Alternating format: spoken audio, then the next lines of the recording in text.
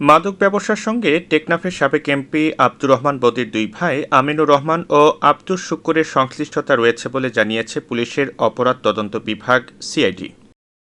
সিআইডির জালে মাদকের গডফাদাররা বিপুল পরিমাণ স্থাবর অস্থাবর সম্পত্তি ক্রোক শীর্ষক সংবাদ সম্মেলনে এই তথ্য জানান সিআইডি প্রধান অতিরিক্ত আইজিপি মোহাম্মদ আলী মিয়া। বুধবার দুপুরে রাজধানীর মালিবাগের সিআইডির মিডিয়া সেন্টারে এই সংবাদ সম্মেলনের আয়োজন করা হয়। এই আব্দুর রহমান, আব্দুস শুক্কুর এবং আমিনুর রহমান এরা যে কাজটা করে, এরা হলো বিভিন্ন ওয়ে, আমি আপনারা বুঝতেছেন বোধহয়, ওপার থেকে বার্মা থেকে বিভিন্ন ওয়ে চলে আসে এখানে।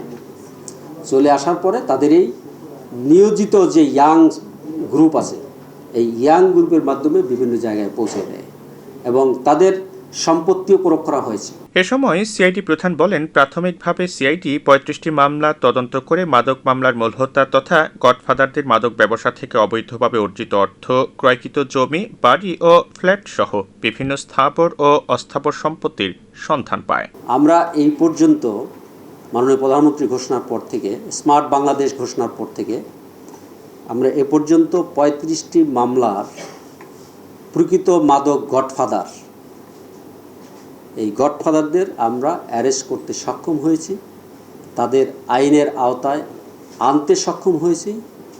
শুধু তাই নয়, তাদের ব্যাংক অ্যাকাউন্ট আমরা ফ্রিজ করেছি, তাদের স্থাবর সম্পত্তি, বাড়ি, গাড়ি, জমি, এগুলি আমরা ফ্রিজ করেছি, ক্রয় করেছি।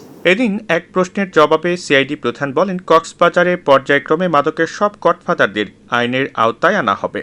গডফাদার হিসেবে কাজ করছে তারাও নিরুৎসাহিত হবে, কারণ তারা এটা কনফার্ম যে ধরেন আইনের যেই অ্যারেস্ট হবে তার সকল সম্পত্তি কিন্তু আইন মোতাবেক আমরা ফ্রিজ করব, সিজ করব, সরকারি কোষাগারে নিয়ে আসবো।